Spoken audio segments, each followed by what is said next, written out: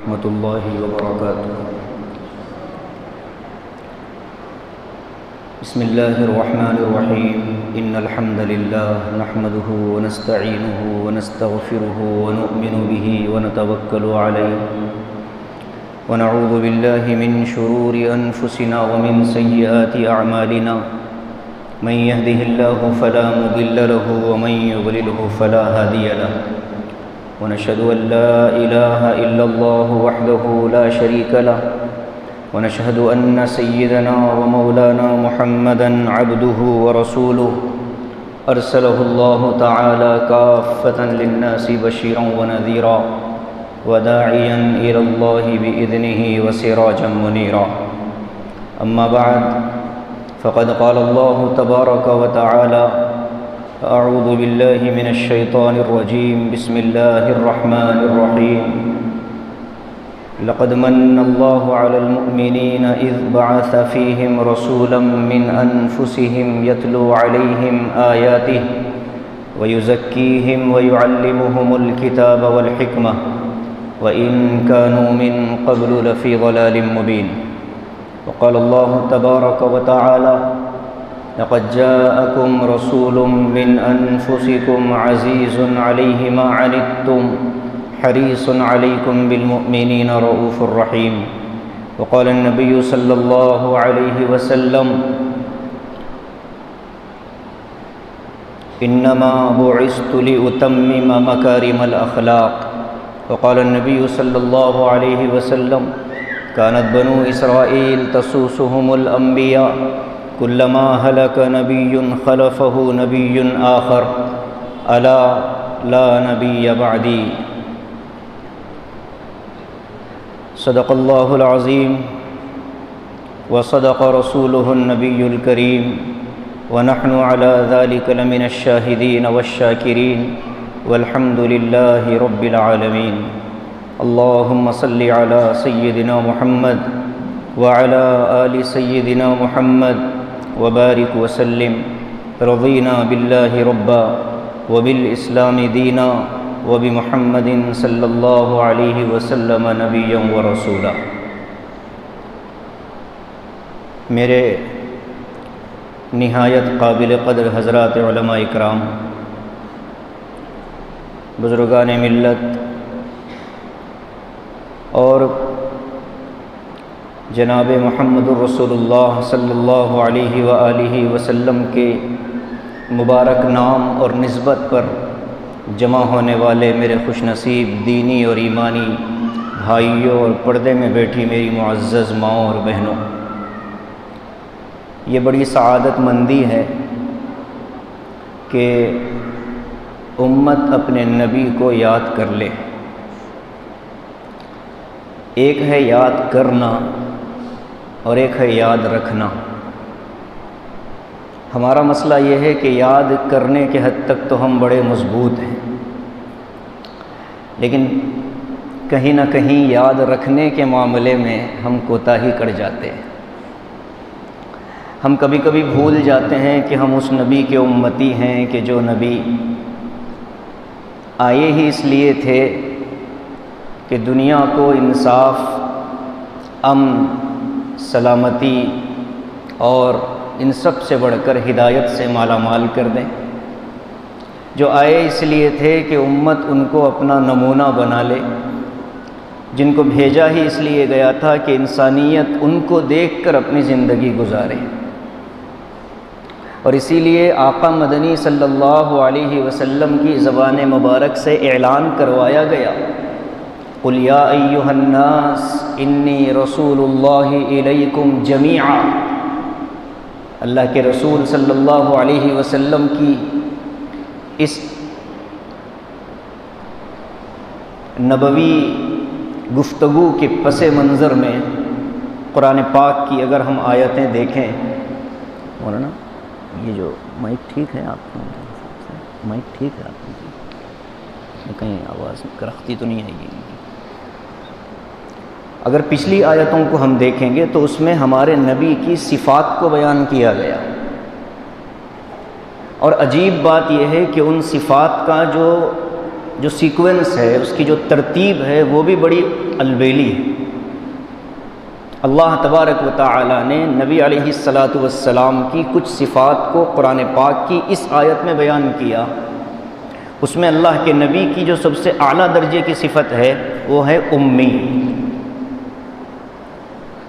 اور اللہ کے رسول صلی اللہ علیہ وسلم کی بعثت سے پہلے کے زمانے کو ہم کہتے ہیں زمانہ جاہلیت، اور یہی نبی امی بن کر دنیا میں آئے۔ زمانہ جاہلیت جس زمانے کو کہا جاتا تھا، نبی کی بعثت کے اعلان کے بعد اس زمانے کو علم کا زمانہ کہا جانے لگا۔ امت مسلمہ میں نبی صلی اللہ علیہ وسلم کا صحیح تعارف نہیں ہے۔ ہم نے اپنے نبی کو صحیح پہچانا نہیں، اور جن لوگوں نے نبی کو پہچانا تھا صحابہ رضوان اللہ علیہ مجمعین، دنیا میں کوئی ان پر غالب آنے کا خیال بھی نہیں کر سکتا تھا۔ ہمارے ہاں تذکرے ہیں، مجلسیں ہیں، سیرت ہے، لیکن سیرت کا تعارف نہیں ہے، معرفت نہیں ہے۔ مجھے معاف کیجئے، میں قرآن پاک کا ایک طالب علم ہوں، میرا سب سے پسندیدہ موضوع قرآن ہے۔ قرآن پاک پڑھنا، پڑھانا، اس کے مطالب میں جانا، یہ میرا سب سے پسندیدہ موضوع۔ جب ہم قرآن دیکھتے ہیں تو قرآن وقت کے نبی کے ساتھ رہنے والی ایک قوم کو جھنجھوڑ کر کہتا ہے، فَلَمَّا جَاءَهُم مَّا عَرَفُوا كَفَرُوا بِهِ فَلَعْنَةُ اللَّهِ عَلَى الظَّالِمِينَ۔ اس آیت کا جو پس منظر ہے، اگر ہم وہ سمجھ لیں میرے بھائیوں، حضرت موسیٰ علیہ السلام پر جو کتاب تورات نازل ہوئی وہ 5 حصوں میں اتری تھی۔ ان 5 حصوں میں قوانین فطرت اللہ نے بیان فرمائے۔ حضرت موسیٰ علیہ السلام بنی اسرائیل کے سب سے جلیل القدر نبی، ان پر آنے والی کتاب تورات یہ قوانین شریعت کی کتاب ہے، اور حضرت موسیٰ کے بعد لے کر حضرت عیسیٰ علیہ السلام تک جتنی کتابیں اللہ پاک نے بھیجی، جس میں زبور بھی ہے، حضرت داؤد علیہ السلام پر نازل ہوئی، انجیل بھی ہے، حضرت عیسیٰ علیہ السلام پر نازل ہوئی۔ ان تمام کتابوں کا خلاصہ، ان تمام مضامین کا خلاصہ اگر کہیں ہم کو دیکھنے میں ملتا ہے تو وہ قرآن مقدس ہے۔ تو نبی علیہ السلام پر اللہ تبارک و تعالی نے جو قرآن بھیجا، اس میں صرف یہ نہیں کہ امت مسلمہ کو زندگی گزارنے کے طریقے دیے ہوں، یا یہ کہ اس میں صرف دستور بتایا گیا ہو، قوانین بتائے گئے ہوں، نہیں میرے بھائی، قرآن میں دستور بھی ہے، قانون شریعت بھی ہے، زندگی گزارنے کا اصول بھی ہے، نظام حیات بھی ہے، صبح شام کیسے کرنا ہے، سارے معاملات قرآن میں ہیں۔ ساتھ ہی قرآن کریم کا ایک بڑا حصہ یہ ہے کہ نبی علیہ السلام کو قرآن نے اپنے وقت کے لوگوں کے سامنے منوایا، قرآن نے منوایا۔ اسی لیے کہا گیا سورہ بقرہ میں 2 جگہ کہا گیا، فَلَمَّا جَاءَهُم مَّا عَرَفُوا۔ یہ جو مَا عَرَفُوا ہے، اس کا مطلب ہی یہ ہے، مفسرین فرماتے ہیں کہ اللہ تبارک و تعالی نے حضرت موسیٰ علیہ السلام کو جو کتاب تورات دی، اس کے 5 اجزاء ہیں، ان میں سے جو 5واں جز ہے جس کو استثنائیات کہا جاتا ہے، اس 5ویں جز کے 18ویں حصے کی 18ویں آیت اللہ تبارک و تعالی نے اپنے نبی حضرت موسیٰ سے کہا کہ اے موسیٰ، میں تمہارے بعد تمہارے جیسا ایک نبی بھیجنے والا ہوں۔ آج کی تاریخ میں 2021 میں اگر آپ دنیا کے کسی بھی علاقے کے یہودیوں کو پکڑ کر ان کی اپنی تورات، چاہے جس زبان میں وہ شائع ہوئی ہو، اس تورات کو اگر آپ اٹھائیں گے تو اس میں آپ کو ایک کوٹیشن ضرور ملے گا۔ ان لوگوں نے بہت ساری چیزیں بدل دیں، یحرفون الکلم عن مواضعہ، اپنے اپنے مطلب کے حساب سے تورات کے الفاظ کو بدل لیا تھا۔ ایک مالدار نے چوری کی، آقا مدنی صلی اللہ علیہ وسلم کی خدمت میں یہودی علماء پہنچ گئے اور آ کر کہا کہ اللہ کے نبی صلی اللہ علیہ وسلم، آپ کو ہمارا ایمان اور ہمارا دین بہت محبوب ہے، آپ یہ چاہتے ہیں کہ ہم پوری ملت یہودیت آپ کا کلمہ پڑھ لیں، آپ کے نام پر ہم ایمان لے آئیں، آپ کو ہماری آخرت کی بڑی فکر ہے، ہم آپ کو ایک موقع دینے آئے ہیں، ہم آپ کو ایک موقع دے رہے ہیں۔ آقا نے دریافت فرمایا کیا موقع ہے؟ تو ان یہودی علماء نے کہا، عوام نے نہیں، علماء یہود نے کہا کہ دیکھو تورات کے اندر تو چوری کی سزا ہاتھ کا کاٹنا ہے، لیکن یہ جس شخص نے چوری کی ہے یہ مالدار آدمی ہے، ایسا کرتے ہیں کہ اس کی چوری ہم کسی غریب کے سر ڈال دیتے ہیں، سزا اس کو دے دیجئے، اس کو بچا لیجئے، اس کے بدلے میں ہم پورے مدینے کے یہود ایمان قبول کرنے کے لیے تیار ہیں۔ ان کو غلطی ہو گئی تھی اصل میں۔ یہ جو آیت ہے السارق والسارقۃ فاقطعوا ایدیہما جزاء بما کسبا نکالا من اللہ، یہ آیت سورہ مائدہ کی ہے، اور سورہ مائدہ کے بارے میں علماء جانتے ہیں کہ بڑی صورتیں جو حجۃ الوداع کے آخری میں نازل ہوئی اس میں سورہ مائدہ سب سے آخری صورت ہے، اور چھوٹی صورتیں جو نازل ہوئی اس میں سورہ نصر جس کو اذا جاء کہا جاتا ہے یہ آخری صورت ہے۔ اور یہ صورت وہ تھی کہ جس میں معاملات اللہ پاک نے بیان فرمائے تھے، تو ان یہودیوں کو خدشہ یہ ہوا، ان کو اندیشہ یہ ہوا، غلط فہمی یہاں سے ہوئی کہ قرآن پاک کی ایک آیت ہے لَقَدْ جَاءَكُمْ رَسُولٌ مِّنْ أَنفُسِكُمْ عَزِيزٌ عَلَيْهِ مَا عَنِتُّمْ حَرِيصٌ عَلَيْكُمْ بِالْمُؤْمِنِينَ رَءُوفٌ رَحِيمٌ۔ جو قرآن کہہ رہا ہے کہ اے نبی، اے لوگو، تمہارے درمیان ایک ایسا نبی آیا ہے، ایک ایسے نبی آئے ہیں۔ ہمارے اکابر نے ترجمے میں بھی احتیاط کیا ہے، با خدا دیوانہ باشی با محمد ہوشیار، کہا کہ اللہ کو یہ کہہ سکتے ہو اے اللہ تو کرنے والا ہے، لیکن خبردار نبی کے بارے میں ایسے الفاظ استعمال نہ کرنا، اس لیے کہ ڈر ہے لا ترفعوا اصواتکم فوق صوت النبی ولا تجہروا له بالقول کجہر بعضکم لبعض ان تحبط اعمالکم وانتم لا تشعرون۔ قرآن نے تنبیہ کی ہے کہ اے مسلمانوں خبردار، نبی کو ایسے نہ بلاؤ جیسے آپس میں ایک دوسرے کو بلا لیتے ہو۔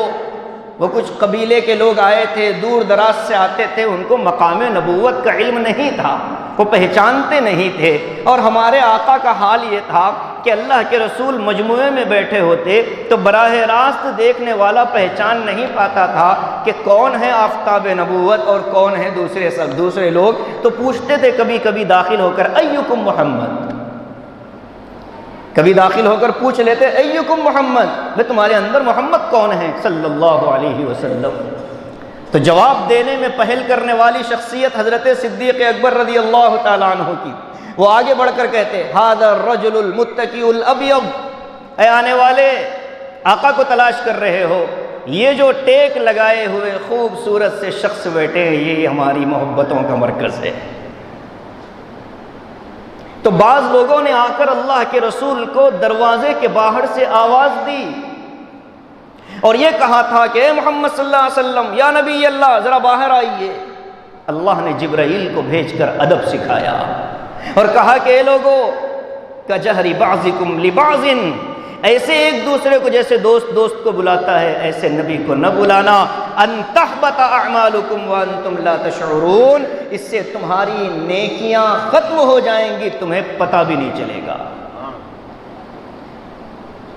ہمارے علاقے میں ایک بزرگ تھے، اللہ ان کی مغفرت فرمائے، انہوں نے یہ آیتیں جمع کی تھیں کہ جن آیتوں پر حبط اعمال کا، جن گناہوں پر نیکیوں کے ضائع ہونے کی وعید ہے، یہ آیتیں انہوں نے جمع کی تھیں۔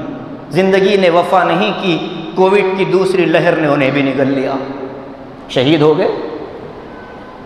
نبی پاک صلی اللہ علیہ وسلم کے بارے میں مدینہ منورہ کے لوگوں کو اللہ حکم دے رہے تھے تمہارے درمیان ایسے نبی آئے ہیں کہ جو تمہارے ایمان کے بڑے لالچی ہیں، حریص ہیں، نبی سے اگر پوچھا جاتا آقا کیا چاہتے ہو، آقا کہتے میری امت جہنم سے بچ جائے، میری امت کا ایک ایک فرد جہنم سے بچ جائے، بس میری یہ فکر اور یہ تڑپ ہے۔ تو یہودیوں نے جب یہ آیت سنی تو انہوں نے سوچا کہ چلو کچھ دے کر، لالچ دے کر نبی سے غلط فیصلہ کروا دیں۔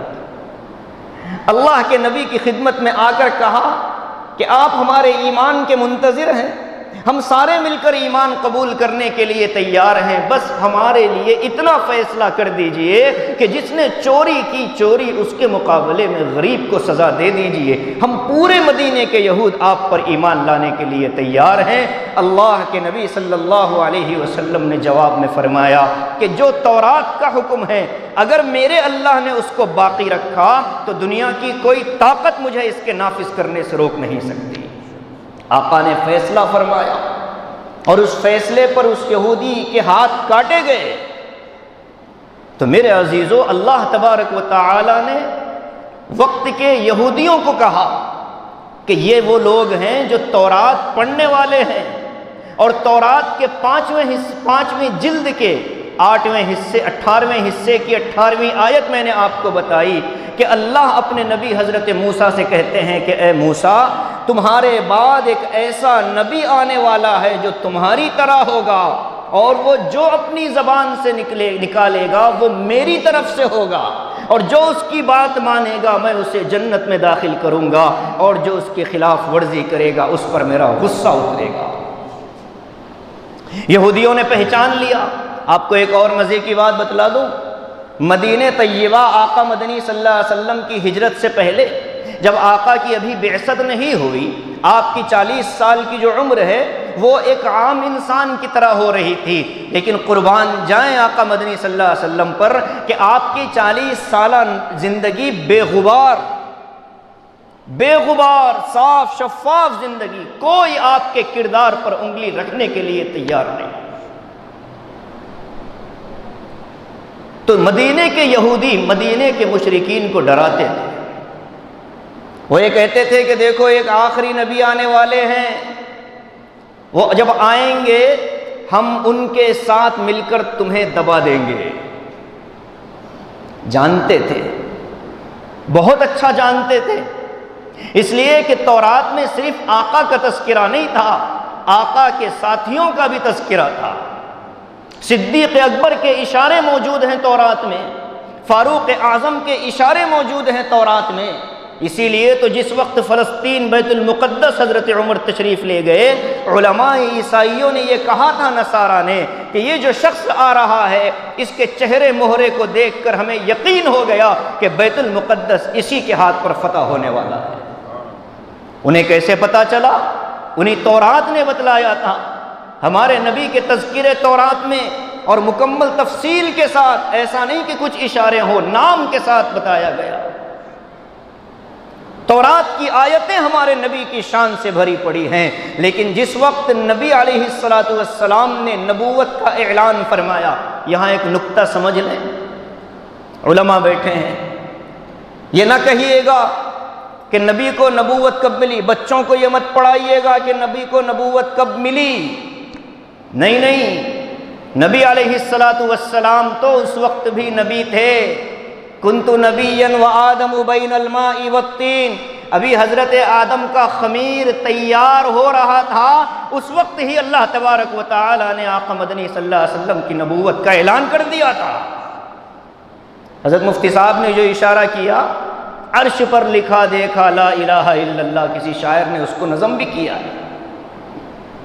اسی کو کہا سب سے پہلے مشیت کے انوار سے نقش روئے محمد بنایا گیا، پھر اسی نقش سے مانگ کر روشنی بزم کون و مکان کو سجایا گیا۔ وہ محمد بھی، احمد بھی، محمود بھی، عرش اعظم کا طالب بھی، مطلوب بھی، علم و حکمت میں وہ غیر محدود بھی، ظاہراً امیوں میں اٹھایا گیا۔ شاعراں نے کلام لکھا، مولانا قاسم صاحب نے، اور اسی طرح کہا گیا تجھ میں حور و قصور رہتے ہیں۔ جنت کو مخاطب کیا مولانا محمود الحسن نے، تجھ میں حور و قصور رہتے ہیں۔ حور تو جانتے ہیں ہم سب، قصور کہتے ہیں قصر کی جمع جو محلات ہوتے ہیں۔ تجھ میں حور و قصور رہتے ہیں، میں نے مانا ضرور رہتے ہیں، لیکن میرے دل کا طواف کر جنت، میرے دل میں حضور رہتے ہیں صلی اللہ علیہ وسلم۔ یہ کوئی غلطی نہیں ہے، یہ عشق ہے لوگوں کا جو الفاظ کی شکل میں باہر نکل کے آتا ہے۔ تو میرے بھائیوں، جس وقت مدینہ منورہ میں، جس وقت مکہ مکرمہ میں اللہ کے نبی نے نبوت کا اعلان کیا، یہ مت بتائیے بچوں کو کہ آپ کو نبوت 40 سال میں ملی، نہیں نہیں۔ سورہ یاسین کی پہلی آیت پڑھیے تو یاسین، آگے کیا ہے؟ والقرآن الحکیم، آگے کیا ہے؟ یہ آیت زور سے پڑھیے گا جن کو یاد ہے۔ انکا، انکا اے نبی، یقیناً آپ لمن المرسلین، رسولوں میں سے ہیں۔ اب میں آپ کو بتاؤں، مفسرین لکھتے ہیں، علامہ راضی رحمۃ اللہ علیہ، امام قرطبی رحمۃ اللہ علیہ نے لکھا کہ یہ سورہ یاسین وہ سورت ہے کہ زمین و آسمان کی پیدائش سے کئی برس پہلے اللہ پاک نے اس کو تلاوت فرمایا تھا۔ فرشتوں نے سنا، سوچا وہ قوم کس قدر مبارک قوم ہوگی جس کو یہ سورت میں بیان ہونے والا نبی دیا جائے گا۔ ہمارے نبی کی نبوت کا اعلان تو اسی وقت ہو گیا تھا، لیکن چونکہ آپ کو وقت آنے پر نبوت کا اظہار کرنا تھا، اسی لیے مشائخ کہتے ہیں کہ نبی کے نبوت کے اعلان کو نبی کی نبوت کا اظہار بتلائیے۔ یہ کہیے کہ نبی کی نبوت کا اظہار کتنے سال میں ہوا؟ جب آپ 40 برس کے ہوئے تو آپ کی نبوت کو ظاہر کیا گیا۔ اقرأ بسم ربک الذی خلق، بعض لوگ کہتے ہیں کہ اسلام نے علم پر بنیاد رکھی ہے، یقیناً، لیکن یہ غلطی ہے کہ صرف علم پر بنیاد مانی جائے۔ پوری 5 آیتیں نازل ہوئی تھی، لوگ کہتے ہیں پہلی وحی اقرأ، اقرأ تھوڑی، پوری 5 آیتیں پہلی وحی ہے۔ بعض لوگوں کے ذہن میں ہے کہ پہلی وحی اقرأ، نہیں بھائی، پہلی وحی 5 آیتیں ہیں۔ اقرأ بسم ربک الذی خلق، ایسا پڑھنا جس میں پڑھنے والا خالق کو پہچانے، صرف پڑھنا لکھنا نہیں، ایسا پڑھنا کہ پڑھنے والا خالق کو پہچانے۔ اقرأ بسم ربک الذی خلق، ایسا پڑھو کہ پڑھنے کی وجہ سے خالق کو پہچان جاؤ، پیدا کرنے والے کو پہچان لو۔ اگر پڑھ کر پیدا کرنے والے کو بھول جاؤ گے تو قرآن کی پہلی وحی ایسا پڑھنا نہیں ہے۔ اقرأ بسم ربک الذی خلق، خلق الانسان من علق، اپنی حقیقت کو پہچانو، کہاں سے آئے ہو، کیا تمہاری حیثیت تھی، کیا تمہارا مقام تھا، کیا تمہاری پوزیشن تھی، کہاں تم کو اللہ تعالیٰ نے رکھا، کیسے بچا کر رکھا، پہلے 4 ہفتے کیا پوزیشن تھی، اس کے بعد کیا حیثیت تھی، اس کے بعد کیا مقام ہوا، جب باہر آئے تو کیسے آئے، کتنی غلاظتیں لگی ہوئی تھیں، اللہ پاک نے کیسے تم کو کھڑا کیا۔ اقرأ وربک الاکرم، وہ اللہ ہے، رب ہے جو معزز ہے، اس کی عظمت اپنے دلوں میں بٹھائے رکھنا۔ الذی علم بالقلم، جس نے قلم کے ذریعے سے لکھنا سکھایا، وعلم الانسان ما لم يعلم، اور وہ ساری چیزیں سکھائیں جو انسان پیدائش کے وقت میں سیکھ کر نہیں پیدا ہوا تھا۔ تو یہ درمیانی بات تھی جو میں نے کہی۔ یہود مدینہ، مشرکین مدینہ سے کہتے تھے کہ وہ نبی جب آئیں گے تو ہم ان کے ساتھ مل کر تمہارا مقابلہ کریں گے، تم پر غالب آئیں گے۔ اور اتفاق ایسا ہوا کہ اللہ کے نبی کی بعثت اور آپ کی نبوت کا اظہار جو ہوا وہ خاندان بدل کر ہوا۔ حضرت یعقوب علیہ السلام کا نام کیا ہے؟ حضرت یعقوب کا نام ہے اسرائیل، اسی لیے ان کی امت کو بنی اسرائیل کہا جاتا ہے، اسرائیل کی اولاد کہا جاتا ہے۔ حضرت یعقوب علیہ السلام کے والد بزرگوار ہیں حضرت اسحاق علیہ السلام۔ حضرت اسحاق علیہ السلام کے والد بزرگوار کا نام ہے حضرت ابراہیم علیہ السلام۔ حضرت ابراہیم نے دعا مانگی تھی کعبۃ اللہ کی بنا پر. کبھی حرمین شریفین میں سوشل ڈسٹینسنگ کو ختم کیا گیا تو امام حرم شیخ بندر بلیلہ نے جو آیتیں پڑھی تھیں ان آیتوں میں یہی آیتیں لی انہوں نے. وَإِذْ قَالَ إِبْرَاهِيمُ رَبِّ اجْعَلْ هَذَا بَلَدًا آمِنًا وَارْزُقْ أَهْلَهُ مِنَ الثَّمَرَاتِ مَنْ آمَنَ مِنْهُمْ بِاللَّهِ وَالْيَوْمِ الْآخِرِ. پہلے پارے کی آیتیں پڑھی، اس میں ایک دعا مانگی حضرت ابراہیم نے، ربنا وبعث فیہم رسولا منہم، اے اللہ یہ جو بستی آباد ہونے والی ہے اس بستی میں ایک ایسے نبی کو بھیج دیجئے گا، ایک ایسے رسول کو بھیج دیجئے گا یعلمہم الکتاب والحکمت ویزکیہم، جو لوگوں کو قرآن بھی سکھائے، کتاب بھی سکھائے، حکمت بھی سکھائے اور ان کے دل کی گندگیاں صاف کر کے ان کو ایک نیک انسان بنا دے. حضرت ابراہیم نے دعا مانگی، اللہ تعالیٰ کو ان کی دعا ایسی پسند آئی کہ وہ نبی کسی اور جگہ نہیں بھیجا بلکہ انہی کے خاندان اور انہی کی نسلوں میں بھیج دیا. اسی لیے علماء لکھتے ہیں کہ دین کی سربلندی کے لیے اخلاص کے ساتھ اگر کوئی محنت کرتا ہے، باپ چاہے کتنا ہی بے دین ہو لیکن اخلاص کے ساتھ دین کی کسی بھی کام میں جڑتا ہے، اللہ اس کی نسلوں میں اس کا بدلہ عطا فرما دیتا ہے. اور اس کا الٹ بھی ہوتا ہے، اگر کتنا ہی دیندار شخص ہے لیکن دین کے کاموں میں مخلص نہیں ہے، کتنا ہی نیکوکار ہے لیکن دین کے معاملے میں مخلص نہیں ہے، لوگوں کے درمیان جاتا بھی ہے تو اپنے نام و نمود کی خاطر جاتا ہے، اللہ پھر اس کی نسلوں سے اس سلسلے کو روک دیتا ہے. حضرت ابراہیم نے دعا مانگی. حضرت ابراہیم کے دو بیٹے حضرت اسماعیل اور اسحاق علیہ السلام کے بیٹے حضرت یعقوب، اور پھر ایک انبیاء کا سلسلہ چلا. یہودیوں کے ذہن میں یہ تھا کہ حضرت نبی کریم صلی اللہ علیہ وسلم حضرت یعقوب علیہ السلام کی اولاد میں پیدا ہوں گے. اللہ کا کرنا یہ ہوا کہ حضرت اسحاق کی اولاد کے بجائے حضرت اسماعیل کی اولاد میں اللہ تبارک و تعالی نے آقا کو بھیج دیا.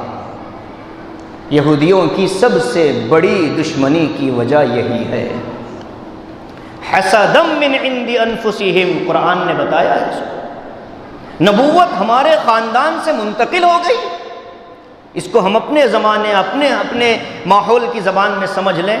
ہمارا بندہ ہار گیا، تمہاری پارٹی والا جیت گیا، اب آگے دشمنی، زندگی بھر کے لیے اپوزیشن.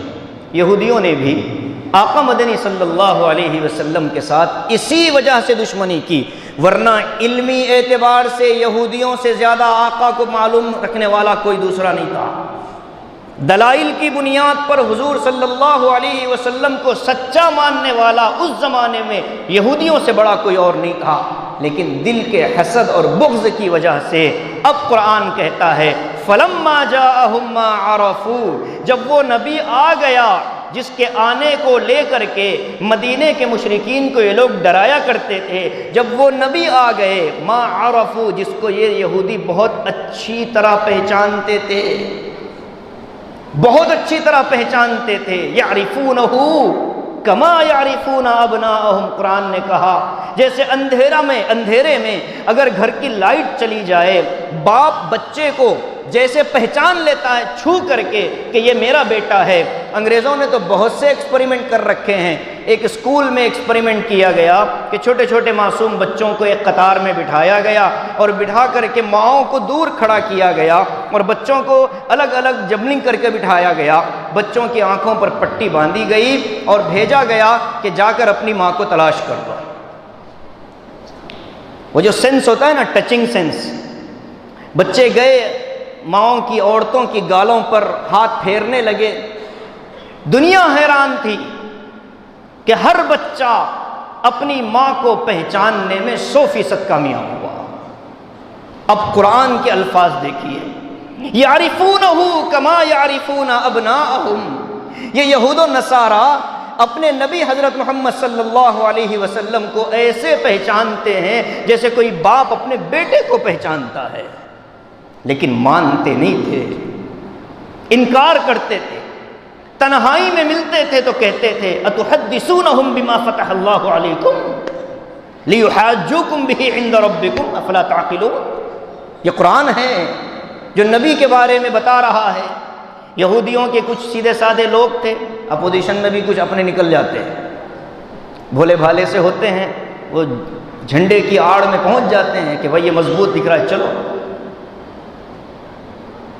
ہم چونکہ ضلع سے تعلق رکھتے ہیں، وہاں اس طرح کی بہت سے چیزیں دیکھنے کو ملتی ہیں، ہر پارٹی میں وہی لوگ نظر آتے ہیں۔ اب تم یہاں کیوں، ہمارو کیا معلوم کہاں جانا ہے، انہوں آ جاؤ بولے آگے۔ تو یہودیوں میں بھی کچھ بھولے بھالے یہودی تھے، وہ مسلمانوں کے پاس آتے، آ کر مسلمانوں کو کہتے کہ آپ کے نبی کے بارے میں ہماری تورات میں لکھا ہوا ہے معلوم؟ بھولے پن میں کہہ دیتے ہیں، جیسے بچہ ابا کے بارے میں کہتا ہے، ابا کہہ رہے ہیں کہ ابا گھر پر نہیں ہے، ابا بول رہے ہیں ابا نہیں ہے، بعد میں آؤ۔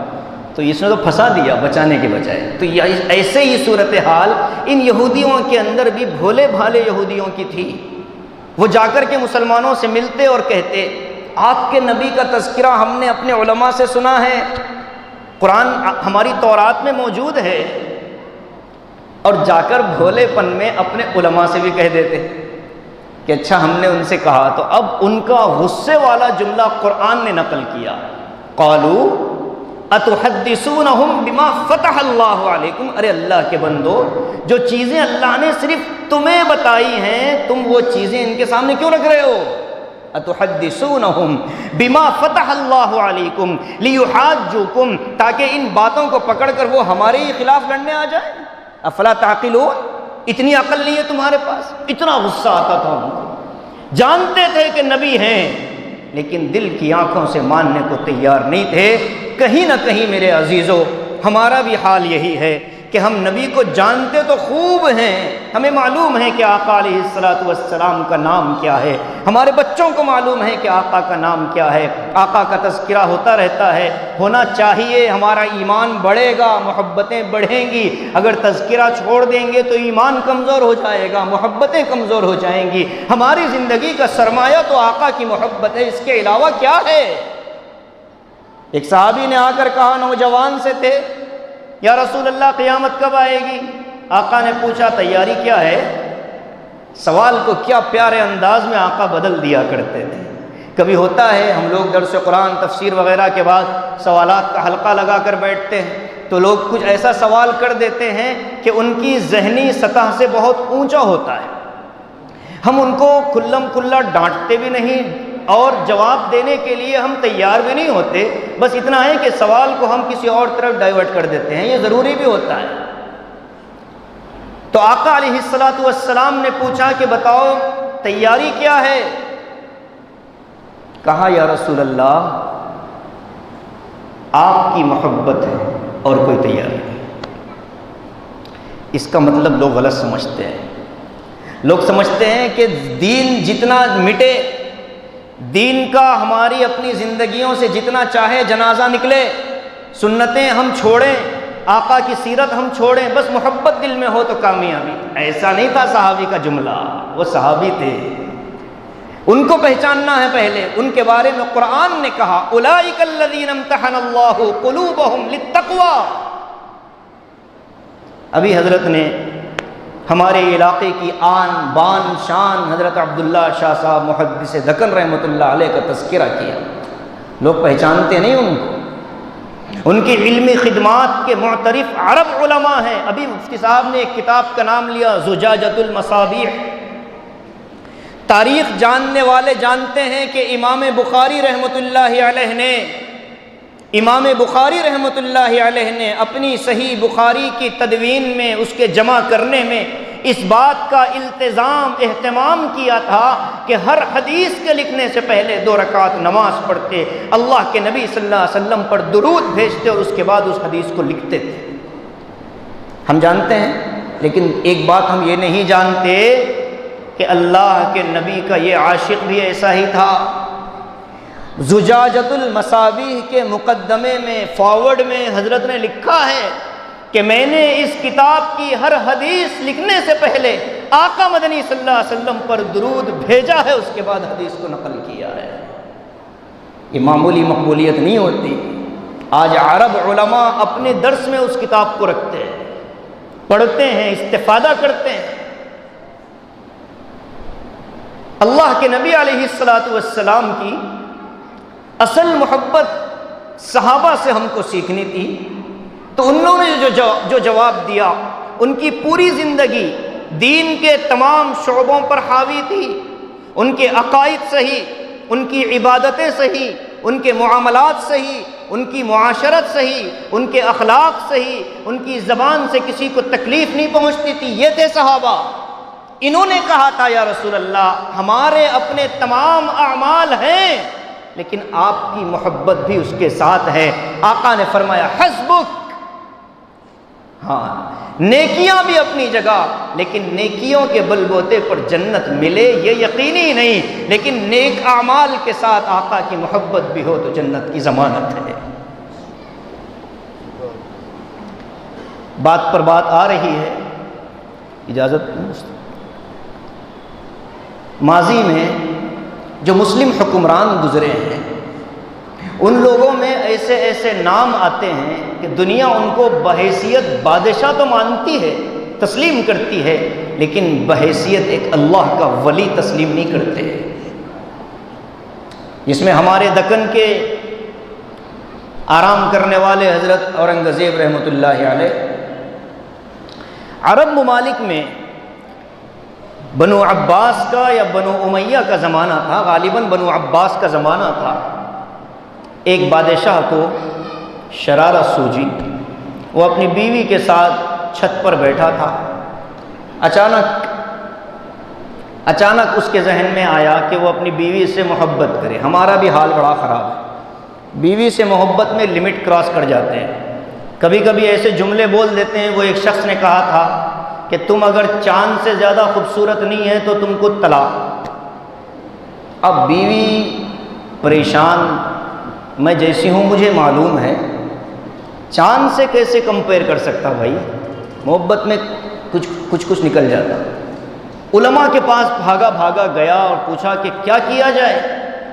بیوی سے میں نے یہ کہہ دیا کہ اگر تو چاند سے زیادہ خوبصورت نہیں ہے تو تجھے طلاق، اور میری بیوی ہے ایسی، ٹھیک ہے قبول صورت ہے۔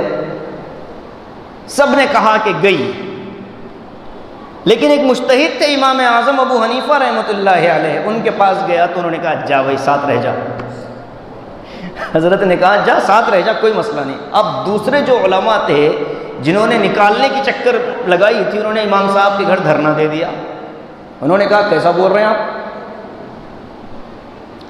تو امام صاحب نے کہا کہ بھائی قرآن پاک نہیں پڑھتے؟ قرآن میں انسان کو اللہ نے کیا کہا؟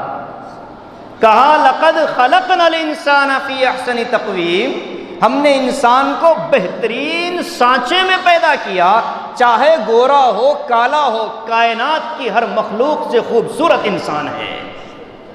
تو نے تو چاند کی بات کہی، تو کچھ اور بھی کہتا تو تیری طلاق نہیں پڑتی تھی، تیری بیوی چاند سے خوبصورت ہے۔ اللہ کرے ہمیں سمجھ آ جائے۔ ہمیں دوسروں کی زندگیاں بڑی اچھی لگتی ہیں، اپنی مصیبت ہے۔ جب بھی نیا موبائل خریدو کچھ ہی دنوں بعد مارکیٹ میں نیا ماڈل آ جاتا ہے، افسوس ہوتا ہے کہ یار کچھ دن رک جاتا تو اچھی چیز ملتی۔ نکاح پر بھی کبھی کبھی ایسا ہی ہوتا ہے۔ بزرگ خواتین بھی ہیں غالباً، ارے معاف کرنا، تو یہ چیز خواتین کو بھی ہو سکتی ہے، وہ بھی سمجھ سکتے ہیں کہ کچھ دن اور رک جاتے تو کوئی اور اچھا سا مل جاتا۔ ہمارے نبی حضرت محمد صلی اللہ علیہ وسلم کی زندگی کے تذکرے ایمان کے لیے روشنی ہے، ساتھ ہی ساتھ آپ کی معرفت ہماری آخرت کے لیے ضروری ہے۔ مقام کیا تھا، رتبہ کیا تھا، اور پیغام کیا تھا، بس یہ دو چیزیں آج لے کر کے چلے جائیں۔ آپ کو میں سمجھتا ہوں کہ اگر ہم نے حضور کی زندگی کا صرف ایک لفظ اپنی زندگی میں لانے کی کوشش کی جو قرآن لانا چاہتا ہے، قرآن نے کہا لقد کان لکم، اے لوگو تمہارے لیے فی رسول اللہ اسوۃ حسنۃ، تمہارے لیے یہ پیغام میری مائیں بہنیں بھی سنیں۔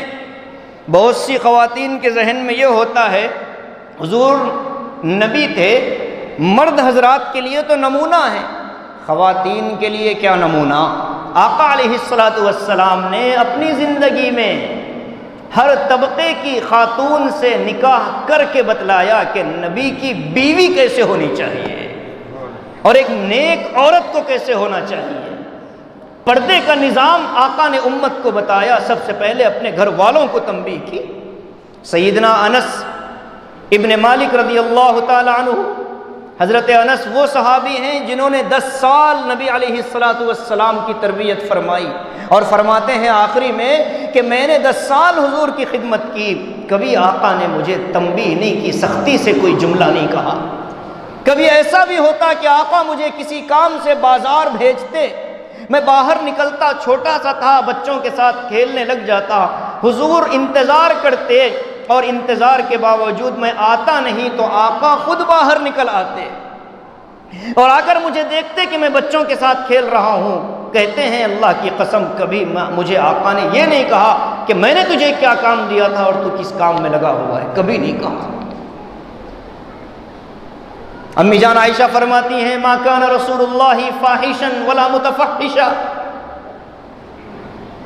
امی فرماتی ہیں امی جان عائشہ رضی اللہ عنہا کہ ہمارے نبی صلی اللہ علیہ وسلم کی زبان سے کبھی کوئی نامناسب جملہ نہیں نکلا۔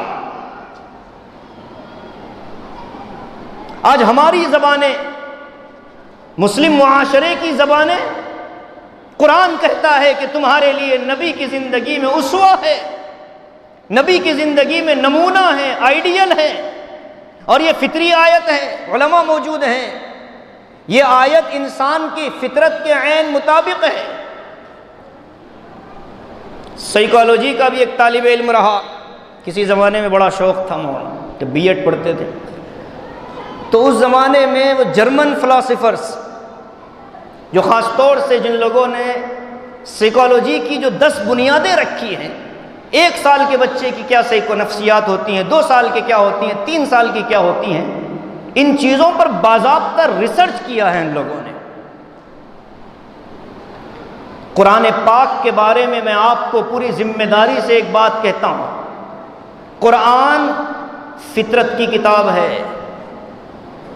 جتنے گناہ اسلام نے منع کیے ہیں، جتنے غلط کاموں سے اسلام نے روکا ہے، اگر آپ اس کی گہرائی میں جاؤ گے، وہ جتنا انسانی فطرت کے خلاف ہے اتنا ہی شریعت کے خلاف ہے۔ شراب پینا، قرآن نے کہا انما الخمر والمیسر والانصاب والازلام رجس من عمل الشیطان، یہ ساری چیزیں، جوا، لاٹری، سٹا، بیٹنگ، یہ ساری جو چیزیں ہیں یہ رجسن ہیں، گندگی ہے، من عمل الشیطان ہے، شیطان کا عمل ہے، فاجتنبوا، ان سے بچو۔ اب ایک آدمی شراب پینے والا ہے، اللہ سب کی حفاظت کرے، نشہ کرنے والا ہے، چاہے جس نوعیت کا ہو۔ اب تو سنا کہ خواتین میں بھی نشہ کی لت بڑھ رہی ہے، فیشنبل ماحول میں، ماڈرنزم کے نام پر یا کسی اور نام پر، وہ بھی لمبے لمبے سگریٹ پی رہی ہیں اور اس میں بھی مختلف اشیاء داخل ہو رہی ہیں۔ اللہ حفاظت کرے ہماری بچیوں، بہنوں کی، ماؤں کی۔ ایک آدمی اگر نشے کا عادی ہو، لوگوں نے اگر اس کو سمجھا کر کے توبہ کی طرف لایا، آخرت کا ڈر بٹھایا، آخرت کے جواب دہی کا احساس بٹھایا، آقا کا واسطہ دیا کہ یار کیا کر رہا ہے، نبی کو تکلیف ہوگی، تو وہ چھوڑ دیتا ہے، اس نے چھوڑ دیا۔ اب آپ مجھے بتائیں کہ اس کے توبہ سے اس کا گناہ معاف ہوگا کہ نہیں ہوگا؟ ہوگا۔ آگے میں آپ سے پوچھنا چاہتا ہوں، اس نے نشہ کرنے کی وجہ سے اپنے جسم کا جو نقصان کر لیا، کیا توبہ سے وہ نقصان بھر پائے گا؟ اسی لیے علماء لکھتے ہیں کہ قرآن فطرت کی کتاب ہے، جس گناہ سے بھی اسلام نے روکا ہے وہ فطرت کے عین مطابق ہے۔ اگر اسلام کی مخالفت ہوگی تو فطرت کی مخالفت ہوگی، شریعت کے خلاف زندگی گزرے گی تو فطرت کے خلاف زندگی گزرے گی۔ یہ الگ موضوع ہے، اس پر گفتگو نہیں ہونی ہے۔ مجھے عرض یہ کرنا ہے کہ اللہ تبارک و تعالی نے لفظ اسوۃ حسنۃ جو فرمایا، محدثین مفسرین لکھتے ہیں کہ اللہ نے اس آیت کو انسانی فطرت کے عین مطابق اتارا ہے۔ جانوروں میں سب سے زیادہ نقل کرنے والا جانور کون سا؟ قردن، بندر۔ جانوروں میں سب سے زیادہ نقالی کرنے والا جانور بندر ہے۔ چھوٹے بچوں جب زو میں جاتے ہیں تو بچوں کی نقل کرتا رہتا ہے۔ وہ قصہ لکھا ہوا ہے کہ ایک شخص دروازے میں بیٹھا شیو کر رہا تھا، اس طرح اس کے ہاتھ میں تھا، اور دیوار پر ایک بندر بڑا غور سے اسے دیکھ رہا تھا۔ اس کو شرارت سوجھی، اس نے اس طرح پلٹایا جس طرف سے بلیڈ لگی نہیں تھی، اس طرف سے اس نے زور سے اپنی ناک پر اس طرح پھرایا اور آئینے میں دیکھا، اور اس کے بعد وہ اس طرح اور آئینہ رکھ کر چلا گیا اور چھپ کر دیکھنے لگا۔ وہ بیچارہ بندر آیا، اس کو کیا معلوم کہ اس طرح الٹا تھا، اس نے بھی آئینہ اٹھایا، اس طرح سیدھا رکھا، جو گھمایا تو لہو لہان ہو گیا اور چیختا چلاتا بھاگا۔ ایک سبق ملتا ہے، اندھا دھند کسی کی نقل کرنے سے ناک ہی کٹے گی، کچھ اور نہیں ملے گا۔ میرے نوجوانوں، اندھا دھند کسی کی نقل مت کریے گا۔ کسی نے کپڑے پھاڑ ڈالے، ہم نے بھی پھاڑ ڈالے۔ کسی نے بالوں میں سڑکیں بنا لی، ہم نے بھی بنا لی۔ کسی نے کچھ اور کر لیا، ہم نے بھی کر لیا۔ کسی نے کچھ اور کیا۔ کم سے کم ہمیں بنیادی سینس تو ہونا چاہیے کہ بھائی ہم جو کاپی پیسٹ کر رہے ہیں یہ ہمارے لیے سیٹ ہوگا کہ نہیں ہوگا۔ اور اسلام نے مسلمانوں کو جو حکم دیا، اسوۃ حسنہ، آگے کا جملہ یہ سنیے، بندر سے زیادہ نقل کرنے والی ذات انسان کی ہے۔ بچپن سے لے کر بڑھاپے تک آپ کو دیکھنا ہوگا، ہم نقل کرنے والے ہیں۔ صفر ہندوستان سے نکلا، آریہ بھٹ نے نکالا۔ صفر زیرو ہمارے ملک کی ایجاد ہے، میتھس پڑھنے والے جانتے ہیں۔ ہم نے اس کو کاپی کر لیا۔ سائنس کے جتنے فارمولے ہیں ہم کاپی کرتے ہیں۔ ہم آئنسٹائن کو کاپی کرتے ہیں، نیوٹن کو کاپی کرتے ہیں۔ لا ہمارا نہیں ہے، انہوں نے جو لکھا ہم پڑھتے ہیں، پڑھواتے ہیں۔ بچہ نیچے اسکول میں جاتا ہے، کاپی کرتا ہے، ٹیچر ہوم ورک دیتی ہے، اسائنمنٹ دیتی ہے اور ورک دیتی ہے کہ کر کے لاؤ۔ کیا کرنا ہے؟ جو کتاب میں ہے تمہیں لکھنا ہے، جو یہ پڑھایا گیا نقل کرنا ہے، بورڈ پر لکھا گیا تمہیں کاپی کرنا ہے۔ پوری زندگی تو ہماری کاپی پر ہے۔ بڑے ہو گئے، دفتر میں گئے، ہمیں بائلاز دے دیا گیا، ضوابط دے دیے گئے، قانون دے دیا گیا کہ بس اس قانون کو فالو کرنا ہے، اس قانون پر چلنا ہے، اپنی طرف سے کچھ نہیں کر سکتے۔ ملک کا وزیر اعظم اگر کسی دوسرے ملک میں چلا جائے گا، وہ وہاں یہ نہیں کہہ سکتا کہ میں اپنے ملک کا وزیر اعظم ہوں، وہ مجبور ہوگا اس ملک کے قوانین کاپی کرنے پر۔ لوگ پوچھتے ہیں حضرت عیسیٰ علیہ السلام جب آئیں گے تو اپنی شریعت پر چلیں گے یا حضرت نبی کریم صلی اللہ علیہ وسلم کی شریعت پر؟ عیسائیوں کی طرف سے یہ سوال بہت اٹھتا ہے بھائیوں۔ تو اس کا سیدھا سا جواب یہی ہے کہ ہمارے نبی صلی اللہ علیہ وسلم کے آنے کے بعد اب کسی کی شریعت ویلڈ نہیں رہی۔ اب ہمارے نبی کی شریعت ہی میں ان کی بھی کامیابی ہے۔ جیسے ایک ملک کا وزیر اعظم دوسرے ملک میں آیا تو اپنا قانون ساتھ لے کر نہیں آتا، چاہے کتنی دیواریں اٹھا لی جائیں گجرات میں کہ فقیروں کو چھپا دیا جائے، لیکن چلنا پھر بھی بائیں طرف ہی تھا۔ چلنا تو بائیں طرف ہی تھا۔ ہمارا ڈرائیور رائٹ ہینڈ پر ہی بیٹھے گا، چونکہ آپ ہمارے ملک میں ہوں گے اپنے علاقے کے تم سپر پاور، لیکن جب ملک بدلا، قانون بدلا تو تم کو قانون کے دائرے میں آنا پڑے گا۔ اب آگے بڑھیں کہ ایک انسان بچپن سے لے کر اوپر آتا ہے، نوکری پر جاتا ہے، مجبور ہے قوانین کی کاپی کرنا ہے۔ انہوں نے جو کام کیا تم کو وہی کرنا ہے، اپنے دماغ سے کوئی دوسرا کام نہیں ہو سکتا، اور جس ڈپارٹمنٹ کے ہو اسی ڈپارٹمنٹ کے ہیڈ کے ماتحت زندگی گزارنی ہے۔ اگر تم نے ڈپارٹمنٹ بدل دیا تو نوکری کی دھجیاں اڑ جائیں گی۔ قربان جائے قرآن پاک کی آیتوں پر، قرآن کہتا ہے لَقَدْ كَانَ لَكُمْ فِي رَسُولِ اللَّهِ أُسْوَةٌ حَسَنَةٌ، اے نقل کرنے والوں انسانوں، تمہاری فطرت میں اللہ نے نقل کو رکھا ہے۔ اگر نبی علیہ الصلوۃ والسلام السلام کی نقل کو چھوڑ کر کسی اور کی نقالی کرو گے، زندگی کی دھجیاں اڑا دی جائے گی۔ یہ فطری تقاضا ہے۔ سنتوں کے مطابق زندگی گزارنا کوئی آپشنل مسئلہ نہیں ہے، مینڈیٹری ہے، لازم ہے، نقل کرنی پڑے گی۔ یہ اسوہ کوئی معمولی اسوہ نہیں، اسوہ حسنہ ہے جس میں کئی چیزیں ہوتی ہیں۔ پہلی چیز ہوتی ہے کہ وہ سیرت کامل ہو۔ میں آپ کو پوری چیلنج کے ساتھ کہتا ہوں کہ کائنات میں اگر کسی ہستی کی، کائنات میں اگر کسی شخص کی اب اول سے آخر تک زندگی محفوظ ہے، قربان جائیں کہ وہ میرے اور آپ کے آقا محمد رسول اللہ صلی اللہ علیہ وسلم کی زندگی ہے۔ آقا کے علاوہ کسی اور کی زندگی نہیں ہے۔ بائبل ہزاروں کی تعداد میں چھپ گئی کہ لیکن کسی بائبل نے آج تک حضرت عیسیٰ علیہ السلام کی سیرت کو بیان نہیں کیا۔ ان کے پاس جو کچھ بھی ہے وہ قرآن ہی سے لیا ہوا ہے، قرآن ہی سے لیا ہوا ہے، قرآن ہی نے ان کو دیا ہے۔ امہ صدیقہ کانا یاکلان الطعام، حضرت عیسیٰ کی پیدائش کا واقعہ تو بائبل میں نہیں ہے، وہ تو قرآن نے بتایا ہے۔ کامل زندگی نبی پاک صلی اللہ علیہ وسلم کی ہے، اسی لیے کہا گیا اسوہ حسنہ ہے، کامل زندگی ہے۔ بچپن دیکھنا چاہتے ہو تو دیکھ لو، جوانی دیکھنا چاہتے ہو تو دیکھ لو، بعد کے حالات دیکھنا چاہتے ہو تو دیکھ لو، شوہر بن کر دیکھنا چاہتے ہو تو دیکھ لو۔ تھوڑا سا زیادہ ہی کم ہو گیا، کھینچ رہا ہو۔ بیس دیکھیے مولانا، والیوم کم کریے، بیس بڑھا دیجیے۔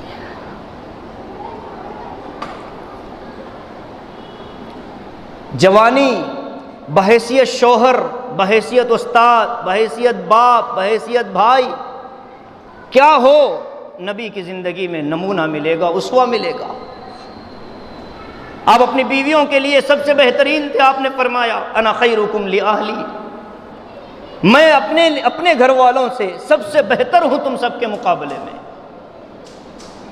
عبادات کا معاملہ ہو، نبی علیہ السلام کی زندگی موجود ہے۔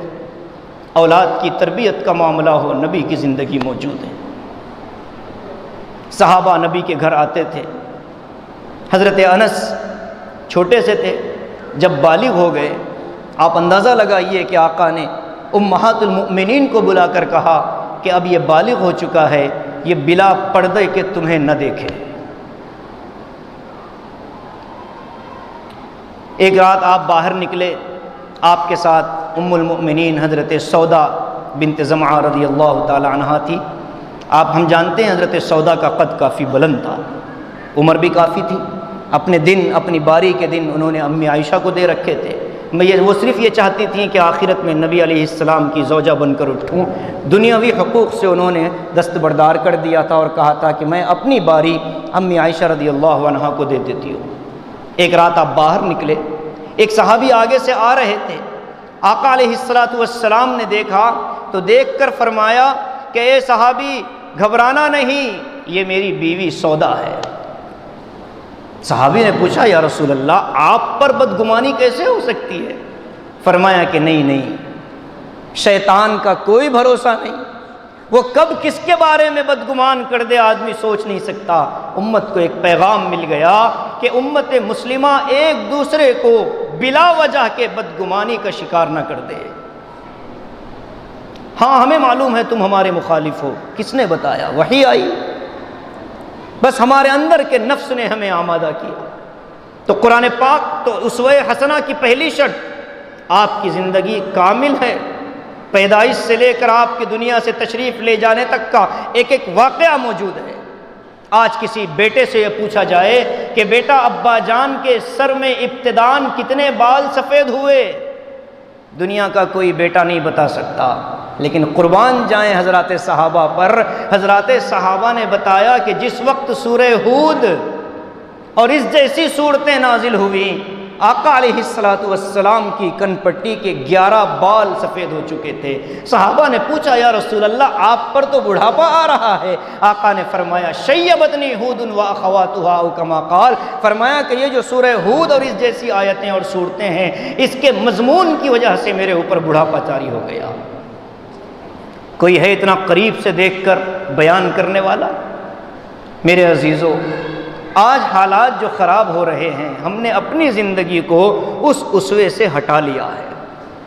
علماء کہتے ہیں کہ کسی کی دینداری کو دیکھنا ہو تو اس کی نمازیں اور اس کے روزے اور اس کی تلاوت اور اس کا ذکر، اس کا حج، اس کی قربانیاں نہ دیکھو۔ اگر کسی کی دینداری کو ناپنا ہو تو اس کے گھر کی شادی کو دیکھ لو۔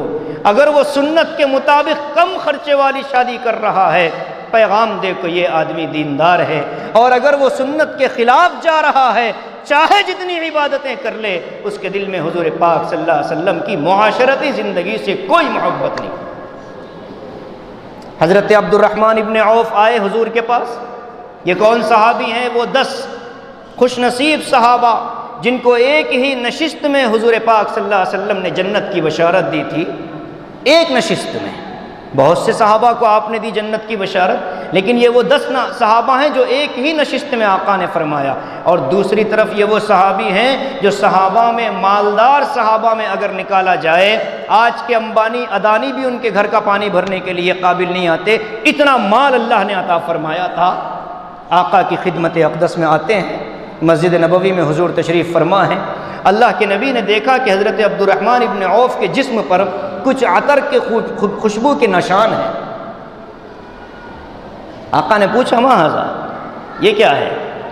انہوں نے فرمایا کہ یا رسول اللہ قد تزوجت، یا رسول اللہ میں نے نکاح کر لیا ہے۔ آقا علیہ الصلوۃ والسلام نے فرمایا ابکرن ام سیبن، کنواری سے کیا ہے کہ تجربہ کار سے؟ تو فرمایا کہ سیبن یا رسول اللہ۔ تو آقا نے فرمایا اگر باکرہ سے کر لیتے، کنواری سے، تو تمہاری دل لگی کا سامان ہوتا ان کی۔ تو انہوں نے اپنی کچھ مجبوریاں سنائی تو آقا نے موضوع کو روک دیا۔ اصل آگے کا جملہ ہے، آقا فرماتے ہیں اولم، دعا دی بارک اللہ لک و بارک علیک و جمع بینکما فی خیر۔ اس کے بعد فرمایا اولم، اے عبد الرحمن ولیمہ کرو، ولو بشاتن، اگرچہ کہ ایک بکری کاٹ کر دو۔ محدثین لکھتے ہیں کہ وقت کے مالدار ترین صحابی کو نبی ولیمے کی ترغیب دیتے ہوئے کہتے ہیں کہ ایک بکری ہی صحیح کاٹ کر ولیمہ کر دو، سنت ہے۔ وقت کے مالدار کو اگر نبی یہ کہتے کہ اپنے مال کی نمائش کرو، پورے مدینے کی دعوت کر دو، تو عبد الرحمن ابن عوف پورے مدینے کی دعوت کر دیتے۔ لیکن نہیں، آقا نے پیغام دیا جو مال اللہ نے تم کو عطا فرمایا یہ دین کی خدمت کے لیے لگاؤ، دین کی استقامت کے لیے لگاؤ، سربلندی کے لیے لگاؤ۔ اسراف میں اگر اس کو لگاؤ گے، ان المبذرین کانوا اخوان الشیاطین، یہ اسراف کرنے والے، 2 لفظ آتے ہیں، مفتی صاحب موجود ہیں، ایک لفظ آتا ہے اسراف، ایک لفظ آتا ہے تبذیر۔ اسراف کہتے ہیں جہاں خرچ کرنا ہے وہاں ضرورت سے زیادہ خرچ کرنا اسراف ہے، اور تبذیر کہتے ہیں جہاں خرچ نہیں کرنا ہے وہاں خرچ کرنا تبذیر ہے۔ قرآن کہتا ہے ان المبذرین، یہ تبذیر والے جو ہیں کہ بلا ضرورت خرچ کرنے والے شیطان کے بھائی ہیں۔ ہمارے گھر کی شادیاں ہر طرف واویلا مچا ہوا ہے کہ مسلمان بچیاں دوسروں کے گھر آباد کر رہی ہے، ہنگامے اٹھائے، پورا ملک کا حال یہی ہے، صورتحال یہی ہے۔ اور اللہ عقل دے ان لوگوں کو، چھوٹے چھوٹے یوٹیوب چینل والوں نے تو اور تماشا کر رکھا، وہ جہاں کوئی واقعہ ہے اس کو لا کر کے یوٹیوب پر ڈال دیا۔ اس سے اور ذہنی طور پر لوگوں کو تکلیف ہوتی ہے۔ میں اس موضوع پر نہیں جاتا، لیکن کچھ اسباب ہیں جہاں سے ہماری بچیاں قدم اٹھا رہی۔ 3 طرح کے لوگ ہمارے سماج میں پائے جاتے ہیں۔ پہلا طبقہ مالداروں کا ہے، دوسرا طبقہ بالکل غریبوں کا ہے، اور تیسرا طبقہ مڈل کلاس فیملی کا ہے۔ مالدار جو ہوتے ہیں وہ اپنی شادی کے لیے کسی کے محتاج نہیں ہیں، وہ اپنے بل بوتے پر اپنی بہترین نکاحوں کا انتظام کر لیتے ہیں۔ جو دوسرا طبقہ بالکل غریب ہے، سماج والے مدد دے دیتے ہیں اور وہ اپنی شادیاں کر لیتے ہیں۔ درمیان کا جو طبقہ ہے متوسط، ان کی آمدنی بھی کم ہے، ان کے تقاضے بھی زیادہ ہیں، اور عزت نفس کا معاملہ بھی ہے۔ تو یہ درمیانی کلاس والے، درمیانہ مولانا طبقہ یہ اپنے نفس کو مارتا رہتا ہے، اور جہاں کہیں شادی کا معاملہ آئے ان کی عزت لوگوں سے مانگنے سے مجبور رکھتی ہے، اور ان کا عہدہ ان کو اپنی مرضی کی شادی کرنے سے محروم رکھتا ہے، مجبوری میں چکی کے دو پاٹوں کے درمیان میں پس جاتا ہے۔ آپ سروے نکال کر کے دیکھیں کئی شاپنگ مالوں میں اور اس طرح جو ہماری بچیاں کام کر رہی ہیں، عام طور پر مڈل کلاس کی بچیاں جاتی ہیں، اس کے باپ کے دل سے پوچھو کہ کیا تم اپنی مرضی سے اپنی بچی کو بھیج رہے ہو؟ وہ رو کر کہے گا کہ نہیں نہیں، میرے ہاتھوں کی طاقت اتنی نہیں کہ میں اس کو کسی جگہ بھیج دوں، بس اپنا سہارا بنانے کے لیے میں نے اس کو بھیجا ہے۔ اب وہاں جا کر کے وہ بچی بھی جانتی ہے کہ میرا بیک گراؤنڈ کیا ہے، اگر میں اپنے ماں باپ کا بوجھ بن جاؤں، میں اپنے ماں باپ کے گھر رک جاؤں تو پھر میرے ماں باپ کی کمر ٹوٹ جائے گی، اور بھی میرے بعد بچیاں بہنیں آنے والی ہیں۔ مجبوری میں وہ ایک قدم اٹھا لیتی ہے کہ کوئی مل جائے چلو اس کے ساتھ زندگی گزار لوں، میری وجہ سے میرے ماں باپ کو کوئی تکلیف نہ ہونے پائے۔ ہم نے کیا پیرامیٹر بنا رکھا ہے، ہمارا کرائٹیریا کتنا عظیم ہے۔ ایک مولانا سنا رہے تھے کل پرسوں کہ ان کے پاس ایک لڑکی کے والد آئے اور آ کر کہا کہ مولانا لڑکی کے لیے دو رشتے آئے ہیں، ایک رشتہ دیندار گھرانے سے آیا ہے، ان کے پاس کوئی لین دین نہیں ہے، کچھ نہیں چاہیے، بچی کپڑوں کے ساتھ آنی چاہیے، لیکن صرف اتنی خواہش ہے کہ فلاں شادی خانے میں فلاں چیزیں کھلا دوں۔ دوسرا طبقہ ہے اتنے زیادہ دیندار نہیں ہیں، مسجدوں سے اتنا ان کا تعلق نہیں ہے، لیکن مولانا کچھ چیزیں وہ پوچھ رہے ہیں، کمپیئر کر کے اگر میں دیکھوں تو فلاں شادی خانے کی فلاں دعوت کا خرچہ ان غیر دیندار والوں کے تقاضوں کے مقابلے میں زیادہ ہے، بتائیے میں اپنی بچی کو کہاں دوں؟ اس کے بعد انہوں نے خود ہی کہا میرا دل یہ کہتا ہے کہ میں ان غیر دیندار گھرانے میں بچی کو دے دوں کہ جو دینداری کا لبادہ تو کم از کم اوڑے ہوئے نہیں ہیں اور اندر سے پورے بھیڑیے بن کر کے ہماری بچیوں کا خون چوسنا چاہتے ہیں، یہ تو کم از کم ان کے پاس نہیں ہے۔ ایک سبب یہ بھی ہے ہمارے گھروں کے حالات کا، ایک سبب ہمارا یہ ہے کہ بچپن سے ہم نے ان کو مذہبی تعلیم نہیں دی۔ ہمارے علاقے میں ایک ہفتہ پہلے ایک حادثہ پیش آیا، ایک ان کے کرسچن مشنری کا ایک اسکول تھا، میری مائیں غور سے سنیں، کرسچن مشنری کا ایک اسکول تھا، وہاں پریئر روم ہوتا ہے، وہاں بچوں کو لے جا کر کے بٹھایا گیا اور ہانرنگ کرنے کے لیے ان کو کہا گیا کہ جوائن یور ہینڈز، اپنے ہاتھ عبادت کے انداز میں اس مورتی کے آگے جھکاؤ۔ بچوں نے کر لیا۔ ان بچوں کی عمر کتنی ہے؟ 3rd کلاس کے بچے ہیں، چونکہ میں بھی اسکول سے تعلق رکھتا ہوں۔ تیسری جماعت کے بچوں کی عمر کتنی ہوتی ہے آپ بتائیں؟ 8 سال سے زیادہ نہیں ہوتی۔ بچوں نے جوائن کیا، گھر آ کر کے بچوں نے ماں باپ کو بتایا امی ہمارے ساتھ ایسا ہوا، ابا ہمارے ساتھ ایسا ہوا۔ ایمانی غیرت تھی، بچوں کو معلوم تھا کہ یہ عمل غلط ہے۔ ماں باپ نے علماء سے رابطہ کیا، ہنگامہ مچ گیا، پورا شہر سڑکوں پر نکل آیا، اسکول پر جا کر دھرنا دیا گیا، پولیس بلائی گئی، پھر اسکول انتظامیہ کو تحریر دینی پڑی کہ ہم سے غلطی ہوئی، آئندہ ہم ایسی غلطی نہیں کریں گے۔ یہاں سے ایک پیغام ہمیں ملتا تھا، وہ یہ کہ ہم نے اپنے ہاتھوں سے فارم بھر کر اپنے بچوں کے ایمانی قتل کے لیے اپنے بچوں کو بھیج دیا ہے۔ پڑھائیں اعلیٰ اسکولوں میں، اچھے سے اچھی تعلیم دیں، ان کو ہائر ایجوکیشن پر لے جائیں، بڑے بڑے افسر بنائیں، لیکن پہلے ان کو مسلمان بنائیں، اللہ کے نبی سے کا تعارف کروائیں، اللہ کیا ہے بتائیں، نبی کون ہے بتائیں، آخرت کیا ہے بتائیں، اللہ وحدہ لا شریک ہے بتائیں۔ بچوں کو دوسری چیزیں اجنبی لگیں، یہ کب لگیں گی؟ جب اپنے مذہب کا مکمل تعارف ہوگا۔ اصلاح معاشرے میں سمجھتا ہوں اگر یہ 2 چیزیں ہم نے کر لیں کہ گھر کے ماحول کو دیندارانہ بنایا، بچیوں کی آزادی کو تھوڑا سا کم کیا جائے۔ آج کل ہر بچی کے فیس بک اکاؤنٹ ہیں اور پتہ نہیں کون کون سے اکاؤنٹ ہیں، انسٹا پر بچیاں سرگرم ہیں، اور کیا ہے وہ سنیپ چیٹ پر بچیاں سرگرم ہیں۔ میرے بھائیوں، میری ماں اور بہنوں، ہمارا زمانہ یعنی آپ کا زمانہ الگ تھا، یہ زمانہ 21ویں صدی کا ہے، یہاں ڈیولپمنٹ ہو رہا ہے۔ ہر میدان میں لوگ آگے جا رہے ہیں، ہر 3 دن بعد اپنی بچیوں کا موبائل چیک کریں کہ کہیں اس میں کوئی سیکرٹ فولڈر تو نہیں رکھا ہوا ہے، کہیں کوئی سیکرٹ لاک تو نہیں رکھا ہوا۔ ایک 16 سال کا بچہ ہماری مسجد میں لایا گیا جو کسی غلط کام میں پکڑا گیا، جب اس کا موبائل دیکھا گیا تو آپ حیران ہوں گے، 16 سال کا بچہ جس کا کوئی بڑا بیک گراؤنڈ نہیں، لیکن 16 قسم کے لاک اس نے اپنے فون میں لگا رکھے تھے۔ ایسے ایسے ایپس ہیں کہ ان کا نام بھی اسے بولنے نہیں آتا لیکن وہ اس میں ملوث ہے۔ یہ بے پڑھے لکھے بچوں کا حال ہے۔ جو تھوڑا بہت انگریزی انگلش جان لیتے ہیں ان پر ہمیں کتنی نگاہ رکھنی ہے، ماؤں کی ذمہ داری زیادہ بنتی ہے۔ آپ اپنے آپ کو بی بی فاطمہ رضی اللہ تعالی عنہا کی سیرت کو پڑھ کر کے، امہات المؤمنین کی سیرت کو پڑھ کر کے اپنے آپ کو اسلام کا نمائندہ بنائیں۔ آپ کے ہاتھوں میں ایک نسل پروان چڑھ رہی ہے، آپ کے ہاتھوں میں مسجدوں کے امام ہیں، آپ کے ہاتھوں میں مسجدوں کے خادم ہیں، آپ کے ہاتھوں میں علماء ہیں، آپ کے ہاتھوں میں محدثین ہیں۔ یہ آپ ہی کے ہاتھوں کی تربیت ہوگی کہ بچہ آگے بڑھ کر ماں باپ کا نام روشن کرے گا یا یہ کہ ماں باپ کا نام پامال کرے گا۔ اس لیے میری ماں اور بہنوں اپنی ذمہ داری کو محسوس کریں۔ شوہر باہر جاتا ہے، محنت کرتا ہے، گھر کا ماحول آپ کے قبضے میں ہوتا ہے، آپ دیندار بنیں، آپ بچی کے آگے پردہ کریں، وقت پر آپ نماز کی پابندی کریں۔ بچوں کو بتائے بغیر ان پر وہ چیز ان کی زندگی میں آنی شروع ہو جاتی ہے، وہ ماؤں کو کاپی کرتے ہیں۔ اس لیے ماں اور بہنوں اپنی ذمہ داری کو محسوس کریں۔ سیرت کا یہ پیغام بس اتنا لے کر کے جائیں کہ ہمارے نبی کا مقام بہت عظیم ہے، دنیا نے تسلیم کیا، اور نبی کا پیغام یہ ہے کہ نبی کی زندگی کو ہم اسوہ بنا لیں۔ آپ کی زندگی کو اسوہ بنانا ہمارا ایمانی تقاضا بھی ہے اور ہمارا فطری تقاضا بھی ہے۔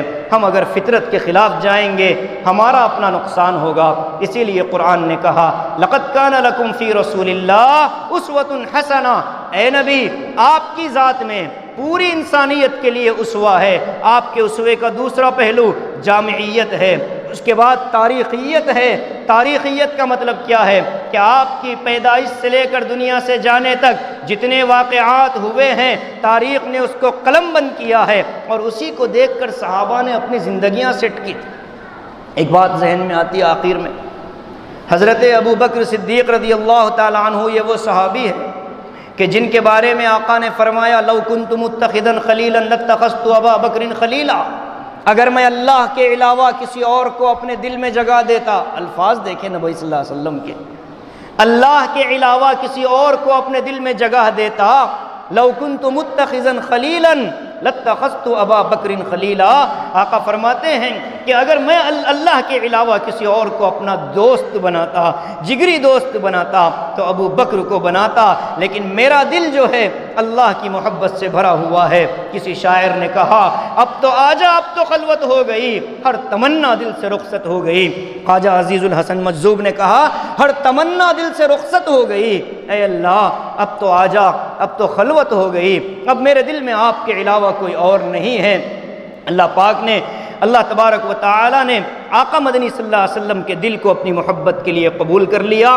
اب یہ حضرت ابو بکر صدیق رضی اللہ عنہ مزاج نبوت کے ایسے سمجھنے والے تھے، ایسے سمجھنے والے تھے کہ سیرت کے آپ جتنے واقعات دیکھیں ان واقعات میں کبھی کبھی ایسا لگتا ہے کہ نبی صلی اللہ علیہ وسلم کے مزاج کو بعض لوگوں نے نہیں سمجھا ہے، اس لیے یہ بات پیش آئی۔ جیسے صلح حدیبیہ کے موقع پر بیعت رضوان جس کو کہتے ہیں، اللہ کے نبی صلی اللہ علیہ وسلم نے مشرکین مکہ سے معاہدہ کیا کہ ہم اس سال عمرہ نہیں کریں گے، اگلے سال عمرہ کریں گے۔ قرآن اتر رہا ہے انا فتحنا لک فتحا مبینا لیغفر لک اللہ ما تقدم من ذنبک، یہاں صلح دب کر ہو رہی ہے اور قرآن فتح کی مبارکباد دے رہا ہے۔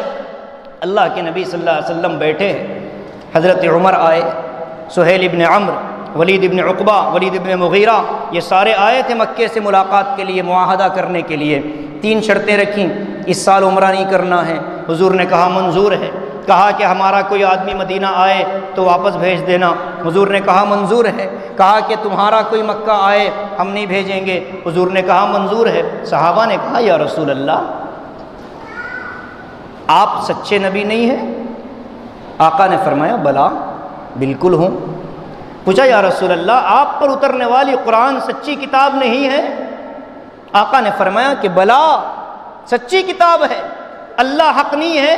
کہا بالکل یا رسول اللہ، صلح دب کر کیوں ہو رہی ہے؟ جذبے میں تھے، 6 سال ہو گیا کعبے کو دیکھ کر، کعبے کا دیدار کر کے 6 سال ہو گیا ان لوگوں کو جن کی پیدائش مکے میں ہوئی۔ آج جو حضرات مدینہ مکہ جا کر آئے ہیں حج اور عمرے پر، 2 سال سے عمرہ حج بند ہے تو دل کی کیفیت کیا ہے وہ خود جانتے ہیں۔ اللہ پاک ہدایت دے لوگوں کو اور راستے کھول دے۔ ایک دعا ہمارے علماء نے سکھائی ہے کہ اللہ یہ کورونا کی جو وبا ہے، ہمیں موت ہی اگر دینا ہو تو کم سے کم 1 مرتبہ اور مدینے اور مکے کی زیارت کروا دیں۔ یہ بھی دعا مانگی ہے اکثر لوگوں نے۔ تو حضرت عمر کہتے ہیں یا رسول اللہ دب کر صلح کیوں؟ آقا کی مجلس میں بیٹھنے والے حضرت ابو بکر صدیق نے حضرت عمر کو اشارہ کیا، عمر خاموش رہو۔ لیکن وہ جذبے میں تھے، وہ بھی غیرت میں، ایمانی غیرت، ایمانی حمیت۔ حضرت ابو بکر اشارہ کر رہے، عمر مہلن مہلن یا عمر، آہستہ بولو، خاموش رہو یا عمر۔ حضرت عمر خاموش نہیں ہو رہے تھے، بار بار کہہ رہے تھے۔ اللہ کے نبی اٹھ کر اپنے حجرہ مبارکہ میں تشریف لے گئے، ساتھ میں ام المؤمنین حضرت ام سلمہ رضی اللہ عنہا ساتھ تھی۔ حضرت اللہ کے نبی صلی اللہ علیہ وسلم نے ام سلمہ سے کہا کہ ام سلمہ آج عجیب بات ہے کہ میری قوم میری بات نہیں سن رہی۔ ام سلمہ نے کہا یا رسول اللہ ناممکن ہے کہ آپ کی قوم آپ کی بات نہ سنے، ناممکن ہے یا رسول اللہ، یہ تو آپ کے وضو کا پانی زمین پر گرنے نہیں دیتے، یہ تو آپ کا لعاب دہن زمین پر گرنے نہیں دیتے، آپ سو جاتے تو آپ کے پسینے کو شیشیوں میں بھر کر رکھنے والی قوم یہ آپ کی بات کیسے نہیں مانے گی یا رسول اللہ؟ بات یہ ہے کہ یہ جس جذبے کے ساتھ آئے تھے مکہ جانے اور عمرہ کرنے کے، اس جذبے کو روکنے کی وجہ سے ان کا ذہن ساتھ نہیں دے رہا ہے۔ کیا پیاری بات کہی، ایسی بیوی ملے اللہ پاک سب کو، مشکل وقت میں سنبھالنے والی بیوی۔ کہا یا رسول اللہ وہ جان بوجھ کر آپ کی مخالفت نہیں کر رہے، نعوذ باللہ، ان کا ذہن ساتھ نہیں دے رہا ہے، کیا کروں ام سلمہ؟ کہا یا رسول اللہ آپ ان سے کیا چاہتے ہیں؟ آقا نے فرمایا بس میں یہ چاہتا ہوں کہ وہ اپنے احرام کھول دیں، اپنے بال منڈوا لیں اور واپس مدینہ چلیں۔ ام سلمہ امی جان کہتی ہیں یا رسول اللہ بس اتنا سا کام ہے؟ میں آپ کو ایک رائے دیتی ہوں، آپ نائی اور حجام کو بلا لیں، آپ اپنا احرام مبارک اتار دیں، سر مبارک منڈوا لیں، میں لکھ کر دینے تیار ہوں، آپ کی امت 1 لمحے کی بھی تاخیر نہیں کرے گی۔ مورخین لکھتے ہیں کہ حقیقتاً ایسا ہوا، آقا باہر تشریف لے گئے، صحابہ میں غصہ ہے مکے والوں پر، صحابہ غصے میں ہے مکے والوں پر، لیکن جیسے ہی آقا باہر گئے، نائی نے آپ کے مبارک سر کو مونڈنا شروع کیا، آپ کے منہ مبارک زمین پر گرنے لگے، وہ صحابہ اپنا غصہ بھول گئے اور لپک کر آ کر نبی کے بالوں کو اپنے ہاتھوں میں لینا شروع کیا۔ آقا نے سارے بال جمع کروائے، صحیح حدیثوں کے اندر موجود ہے، بال جمع کروائے، صحابہ میں تقسیم کروائے، اور وہی بال تھا جو حضرت خالد ابن ولید نے اپنی ٹوپی میں سلا رکھا تھا۔ دنیا نے 30 سال ان کو دیکھا، جنگیں ان کی 30 سالہ جنگی زمانے میں گھوڑے کی پیٹھ پر بیٹھ کر زندگی گزاری، کبھی کسی جنگ سے انہوں نے پیٹھ نہیں پھیری، وہ ان کے ساتھ منہ مبارک کی برکت تھی۔ جب یہ عمل ہوا صحابہ نے کچھ نہیں سوچا، اپنا غصہ بھول گئے اور اللہ کے نبی صلی اللہ علیہ وسلم کے عمل کو من و عن بعینہ ہی کاپی کر دیا، اور سب نے اپنے اپنے بال منڈوا لیے۔ اللہ کے رسول کے مبارک چہرے پر مسکراہٹ کھیل گئی۔ اس چیز کو دیکھ کر ان لوگوں نے جا کر کہا، اس چیز کو دیکھ کر ان لوگوں نے کہا کہ اس قوم سے مقابلہ مہنگا پڑے گا۔ میرے بھائی آج دل کہتا ہے کہ آج بھی اگر ہم نے نبی کی سنتوں پر، نبی کی زندگی پر اپنی زندگی لا لی، ایمان ہے میرا کہ ہمارے سے بھی کوئی مقابلہ نہیں کر سکتا۔ مگر مسئلہ یہ ہے کہ ہم نے نبی کے مقام کو نہیں پہچانا، ہم نے نہیں پہچانا، اپنے دلوں میں ہم نے جگہ نہیں دی۔ میں آپ سے صرف اتنا سوال کر لوں، اس مجموعے میں ایسے کتنے افراد ہیں جو روزانہ کم سے کم 300 مرتبہ درود پاک صلی اللہ علیہ وسلم پڑھتے ہیں؟ علماء نے لکھا ہے کہ ایک امتی پر لازم ہے کہ وہ کم سے کم، یہ کوئی حدیث سے اس کا ثبوت نہیں ہوگا، یہ ایک جذبی کیفیت ہے، کم سے کم امت، چونکہ قرآن نے کہا درود پڑھو، کثرت سے ذکر کرو، تو کم سے کم 300 مرتبہ اپنے نبی کو امت یاد کر لے، استغفار کر لے، اللہ کا ذکر کر لے۔ تو بھائی اگر ہم یہ زندگی میں نہیں لاتے ہیں تو پوری زندگی سنتوں پر لانا ہمارے لیے بہت مشکل ہوگا۔ وہاں عمل دیکھتے تھے کر لیتے تھے، دیکھتے تھے کر لیتے تھے، کوئی دوسرا عمل نہیں۔ ایک صحابی تھے حضرت معاویہ ابن قرہ رضی اللہ عنہ، ایک تو حضرت امیر معاویہ، ایک معاویہ ابن قرہ، ایک مرتبہ حضور کی خدمت میں آئے۔ حضور پاک صلی اللہ علیہ وسلم، گرمی کی وجہ سے آپ نے اپنے اوپر کا بٹن کھول رکھا تھا، وہ اپنے علاقے میں گئے، پوری زندگی انہوں نے اوپر کا بٹن نہیں لگایا۔ لوگ پوچھتے تو کہتے میں نے آقا کو ایسے ہی دیکھا، میں ایسے ہی رہوں گا۔ ہم جانتے ہیں ہماری زندگی کی سنتیں کیا ہیں، ایسا کوئی نہیں ہے کم از کم اس شہر حیدرآباد میں جہاں علم و عمل ماشاءاللہ، علماء، مشائخ، محدثین، اتنے پڑھا لکھا طبقہ، اتنے جانکار لوگ، یہاں تو کوئی ایسا نہیں ہوگا کہ وہ یہ نہ معلوم کر سکے کہ شادی کی سنتیں کیا ہیں اور شادی کس طریقے سے ہونی چاہیے۔ جانتے تو سب ہیں لیکن ماننے کو ہم تیار نہیں ہیں۔ اس لیے میرے عزیزو، اللہ کے نبی صلی اللہ علیہ وسلم کے اسوے کو اپنی زندگی میں لانے کے لیے تھوڑی بہت قربانی ہم کو دینی پڑے گی۔ چھوٹی قربانیوں پر اللہ بہت نوازتا ہے۔ وہ بات سنا دیتا ہوں، صدیق اکبر رضی اللہ تعالی عنہ اور ایک صحابی تھے، مدینہ جن حضرات کا جانا ہوا ہے، جب روضے پر سلام پیش کر کے ہم باہر نکلتے ہیں تو دائیں طرف کچھ مکانات تھے صحابہ کے، تاریخ میں بھی لکھا ہے، تاریخ مدینہ جو مشہور کتاب ہے اس میں بھی وہ نشانی ہے۔ وہاں ایک زمین تھی، جو زمین حضرت ابو بکر کو بھی ملی تھی، اور اس کے برابر کا مسئلہ، اس کے برابر کا جو زمین تھی وہ ایک دوسرے صحابی کو ملی تھی۔ تربیت، حضرت ابو بکر کو جو زمین ملی اور اس صحابی کو جو زمین ملی، درمیان میں ایک درخت تھا۔ حضرت ابو بکر نے اس صحابی سے کہا کہ درخت تیرا۔ صحابی کہتے ہیں حضرت آپ کا ہے، میرا نہیں ہے۔ حضرت ابو بکر نے تیرا ہے، کہا میرا نہیں ہے، آپ کا ہے۔ حضرت ابو بکر کہتے ہیں لے لے ورنہ شکایت کر دوں گا۔ انہوں نے کہا کہ ٹھیک ہے، آپ بھی چلے میں بھی چلتا ہوں۔ چلنے لگے، حضرت ابو بکر آگے، پیچھے پیچھے یہ صحابی۔ کہاں؟ سپریم کورٹ، اللہ کے نبی کا کورٹ، اصل سپریم تو وہی ہے نا بھائی۔ پہنچے، دروازے کے قریب پہنچے تو ان کے قبیلے والے بعض لوگ ان کے پاس آ گئے، پیچھے والوں کے، آ کر کہا کیا معاملہ ہے؟ کہنے لگے اس درخت کے بارے میں ابو بکر کا مجھ سے تنازع چل رہا ہے۔ وہ کہتے ہیں کہ میرا، میں کہتا ہوں ان کا۔ حق دینے کے معاملے میں اتنے آگے تھے، یہاں تو درختی رات رات صاف ہو جاتا ہے، پتہ نہ تیرا نہ میرا، نہ رہے درخت نہ رہے کوئی جھگڑا۔ صحابہ ڈرتے تھے کہ کہیں کوئی حق میرے اوپر نہ آ جائے، کہیں کسی کا کوئی میرے طرف نہ آ جائے، لے لے بھائی لے لے۔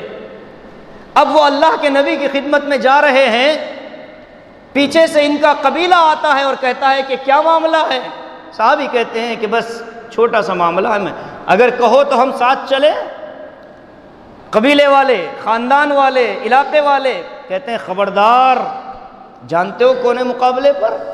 ابو بکر ہیں، ان کی مسکراہٹ میں آقا کی مسکراہٹ ہے، ان کی ناراضگی میں آقا کی ناراضگی ہے، اپنی گھر چلو۔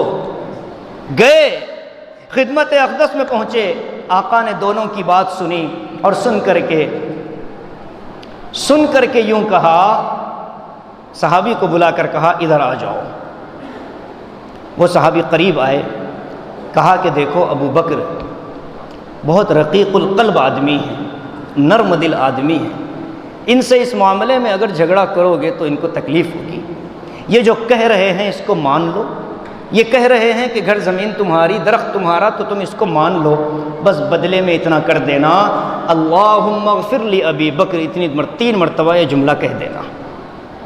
مطلب کیا ہے کہ اللہ ابو بکر کو معاف کر دے۔ اب جب وہ صحابی نے کھڑے ہو کر کہا اللہم اغفر لی ابی بکر، اللہم اغفر لی ابی بکر، اللہم اغفر لی ابی بکر، صدیق اکبر کی چیخیں نکل گئی۔ کہتے ہیں یا رسول اللہ گواہ رہی ہے، یہ درخت بھی اس کا ہے، اس درخت کے ساتھ لگی ہوئی زمین بھی اس کی ہے، اس لیے کہ دنیا میں اس کو دے رہا ہوں اور وہ مجھے آخرت کی کامیابی کی دعائیں دے رہا ہے۔ ہمارا اصل مقصد زندگی آخرت کی کامیابی ہے میرے بھائیوں۔ اپنے اوپر کسی کا حق ہو لوٹانے کی فکر کی جائے۔ ناجائز طور سے ہم نے جو کچھ بھی لیا ہو، چھوٹا سا تنکا بھی لیا ہو، وہ ہمارے اوپر حق ہے، بوجھ ہے، قیامت کے دن ہم کو لوٹانا پڑے گا۔ یہ تربیت تھی اللہ کے نبی کی صحابہ پر، اور صحابہ نے پھر امت کو دیا۔ ہم تک یہ چیزیں پہنچی تو ہمارے سے بھی کچھ مطالبے ہوتے ہیں کہ ہمارے اندر بھی وہ اخلاق آ جائیں، وہ سیرت آ جائے، وہ نیکی آ جائے، وہ تقوی آ جائے۔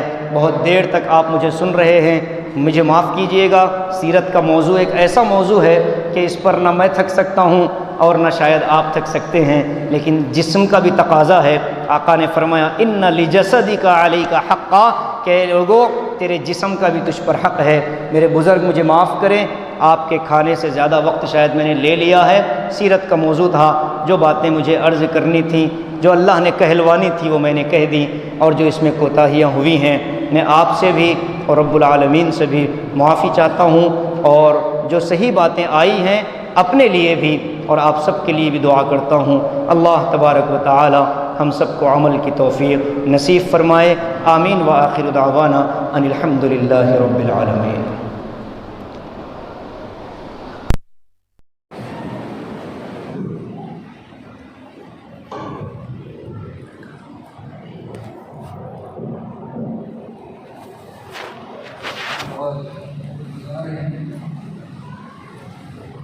پاسورڈ کیا ہے روز کا؟ پاسورڈ کیا ہے اس کا؟